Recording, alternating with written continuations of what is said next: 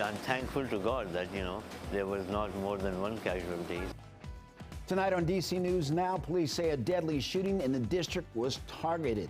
And now serious safety concerns on this Friday night as many people are heading out trying to have a good time, all while avoiding the violence.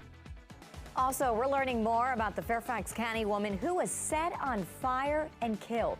We got our hands on the court documents, the disturbing details just ahead.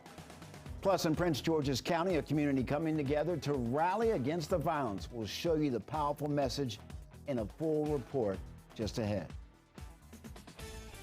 We begin the night with breaking news. Thanks for joining us for DC News Now at 9. I'm Mark Hall, filling in for Chris Flanagan. And I'm Tasmeen Mahfouz. Several people are hurt right now, including 4 who have critical injuries after a car crashes into an Arlington restaurant. Our Max Marcilla is live on Wilson Boulevard. Max, still an active scene behind you. What are you learning right now?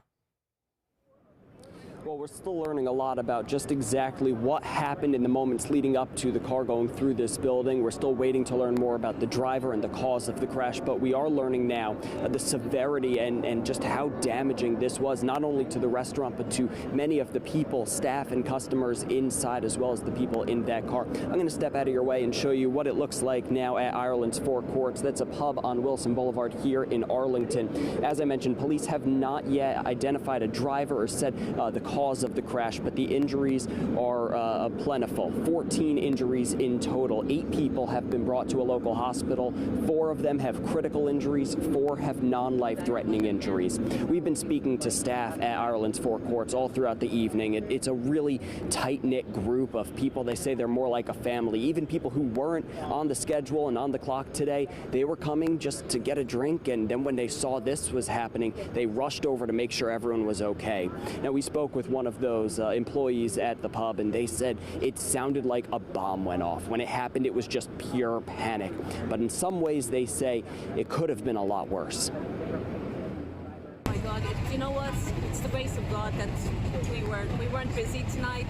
Of course, service bartenders complained that we're not being busy, but we're usually packed. That top bar where the car went through, it's usually packed. So it's with the grace of God that I know 3 people got hurt, 4 people got hurt. I believe that they're critical. So just thank God. So you've seen a lot of the emergency response vehicles and a lot of the crews have started to move out just within the last 20 minutes or so. They've allowed some of the employees who were treated for injuries and brought out of the restaurant, they've allowed them to go back in and collect the rest of their things they weren't able to grab as the car went into the building and the chaos ensued. So we're going to keep you updated on the status of the people injured in this incident, as well as how the restaurant is preparing to bounce back and rebuild from this. Reporting live from Arlington, Max Marcilla, DC News Now. Max, thank you. Developing tonight, DC police say a shooting in DuPont Circle that left 1 dead and another injured was a targeted attack. It happened last night near the intersection of Florida and Connecticut Avenues. Our Marielle Corbone is live there right now. And Marielle, dozens of shots were fired all at one person? Yeah, that is right. More than 50 bullets were fired, and even though this was a targeted attack, there were unattended victims. Of course, that bystander that was walking down the street, but also this shop here was hit. The window totally busted out. It's now been replaced, but you can still see some of the glass shards from the damage of those bullets. The owner here tells me he was inside at the time, and he thought a mass shooting was happening.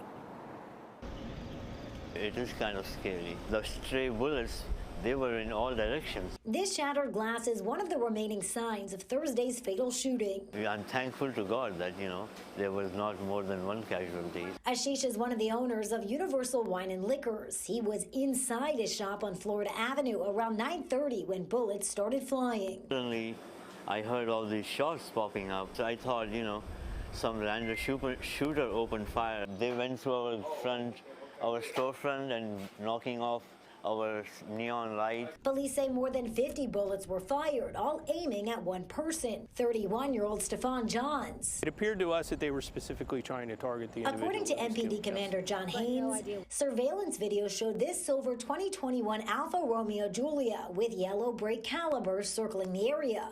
When Johns arrived and got out of a car, the silver car reversed down the street. 4 armed people jumped out, one with an assault weapon, and started firing, killing Johns before driving away. An innocent bystander walking down Connecticut Avenue was also hit, but is expected to be okay. The individuals that are committing these crimes really have no regard for anyone's safety. I mean, clearly they went out there to try to kill somebody. The suspect vehicle was stolen just a few blocks away last week. Officials say if you see it, call police and do not approach. Anyone in the car is considered armed and dangerous. As for your general safety in the area, it's best to stay in groups, stay with people you know, pay attention to what's going on around you. which some tell us they already do. Keep your head on the swivel and watch your back. Like, it's sad. And Haynes says that there will be more police officers out here tonight, but the owner here, he says he wants to see that every night. This is the second time within the last year that a shooting like this has happened in front of his store. Reporting live in DuPont Circle, I'm Marielle Carbone, DC News Now. Marielle, thank you. And tonight we're learning more about the Fairfax County woman who was set on fire and killed. So we got our hands on the court documents today. 47-year-old Richard Montano is accused of stabbing Kelly Vacay Abacay at her apartment at the Villages on Wednesday. Now, there's a growing memorial outside of her home. And today we learned about the evidence police collected. According to court documents, bloody clothing seen on a Ring camera at the crime scene was later found at Montano's home. We also learned he works as a handyman, and when he was arrested, he claimed to have an alibi for the time of the murder. He said he was working all day. Now, one thing we're still working to figure out is how he knew the victim. Well, new tonight, people in Prince George's County are tired of the rise in violence that they're seeing in their communities. The state attorney general for the county held a public safety rally tonight. Our Yamarie Sese spoke to parents who lost their children to gun violence about what more needs to be done. So we are coming here today to say that we care about our young people. We don't want to see them in jail or in prison. We want to prevent gun violence. Dozens of people showed up to Goodwin Park in Seat Pleasant for the Our Streets, Our Future rally, hosted by the Prince George's County State's Attorney's Office. We want to prevent crime here in our community, and it takes the residents along with law enforcement working together to prevent crime. There was food, activities for kids, and even live performances. In the audience, there was also grieving mothers disappointed in the violence the county has seen. We lack a lot of love in the community, so at the end of the day, these events right here, they just open up that window to let everybody know that we still here and we still love them. Tiffany Evans lost her 8-year-old son to a stray bullet just last year in Landover, Maryland. There's so many issues that we're dealing with, mental health issues, all of that. So we just got to really just start encouraging each other, just showing love, man, putting God back into the household. That's it. Tyrese McAllister lost her 18-year-old due to gun violence in 2017. She says more needs to be done to put an end to the rising crime. The people who have the guns and the people who are killing don't care about laws, and I don't think it's getting us where we need to be. It is the access to guns and the easy access to guns in our community that have our children killing and being killed, and we have got to do something about the access to guns. And having events like this not only brings the community together, but it also sends a message. Safety is a human right. We should all be able to feel safe in our neighborhood. And that was Yamarie Sese reporting for us tonight. And we want to talk about the weather because it was picture perfect. No complaints, at least on my end. It was a great day in the neighborhood, literally. Yeah. And let's get right out to DC News Now. Chief Meteorologist Janessa Webb. Janessa, I made a Mr. Rogers reference a little before your time. Definitely not. I'm old school, and we are seeing just absolutely gorgeous conditions across the DMV. You're exactly right. And guess what? That continues as we go into your weekend. Want you to go go ahead and plan those outdoor plans because not much is going to be changing as high pressure. It is dominating all the counties surrounding the district and filtering into West Virginia, Northern Virginia, and Southern Maryland. The theme this weekend, mostly sunny skies, temperatures very comfortable, and that's exactly what we're seeing right now. Upper 70s. There is a northerly breeze coming out of the north at 10 to 15 miles per hour, and when you see northerly winds, that's a cooler pattern that has set up. Dew points, they are back in the upper 40s. Go ahead and lose that AC tonight. Electric bill's going to start to go down because humidity is going to stay at a comfortable state. And you can see from our satellite radar, normally we're tracking the green and the clouds that are taking over, and you can see not much going on. All the precipitation that we were dealing with earlier this week is now sinking into the Atlantic, and that was that secondary front. High pressure will dominate the game across Detroit into the Columbus area and continue to slide across sections of the Northeast. So enjoy the weekend, but it really is my job to prepare you for what's happening next. And going into your Monday, our team is tracking some strong storms. We'll discuss that coming up. All right, Janessa, thank you. And for the last 4 months, migrants have been flooding D.C., sent here by Republican governors in Texas and Arizona. Now, this, of course, has worried city officials, prompting D.C.'s mayor to ask for the National Guard's help, not once, but actually twice. Leonard Fleming has been following this story for days for us. He gives us a first-hand glimpse into the moment migrants arrived in the capital. It came from Arizona with Texas plates and arrived just blocks from the Capitol building. 41 migrants, tired and drained from their arduous journey from South America to D.C., taking their first steps from a 40-hour bus ride toward what they hope is the American dream.